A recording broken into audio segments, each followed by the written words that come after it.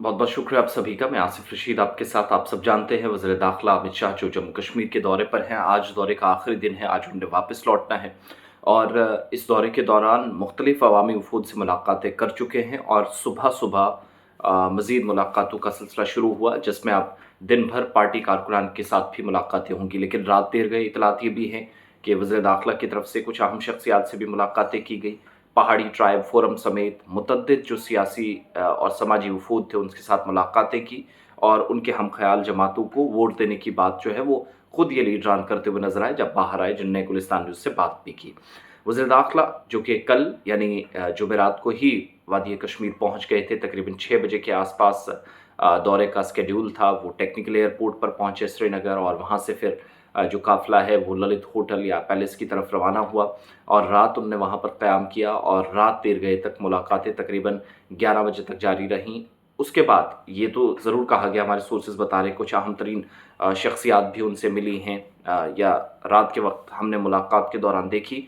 मगर सबसे बड़ी बात यह है कि इस दौरे का बुनियादी मकसद था क्या, जो सवाल पूछा जा रहा है। अगरचे पार्टी के लीडरान की जानिब से या जो पार्टी के ज़िम्मेदारान हैं वो इसको गैर सियासी दौरा करार दे रहे हैं, मगर इन सब के बीच में याद रखना होगा ये दौरा इंतहाई अहमियत का हामिल है। हमारी जहाँ तक समझ है या जो हम समझ सके हैं या मुशाहिदा कर सके हैं, 20 तारीख को नॉर्थ कश्मीर के बारामूला सीट पर वोटिंग होने जा रही है।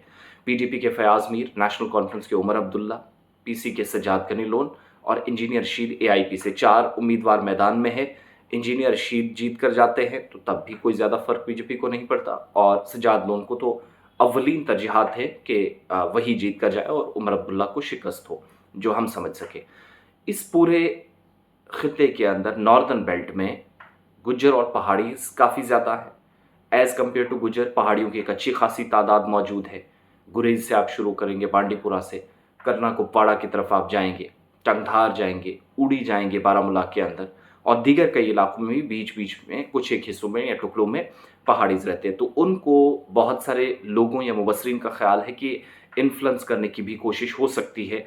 और दूसरा इशारा इस तरफ कि जम्मू कश्मीर के अंदर असेंबली इंतखाबात जो हैं वो होंगे, तो उसका भी एक नब्ज़ टटोलने की कोशिश या देखने की कोशिश वज़ीर दाखिला की जानिब से हो सकती है। इसीलिए इसको अपोलिटिकल और गैर सियासी दौरा करार दिया गया। मगर क्या ये 100% सही है?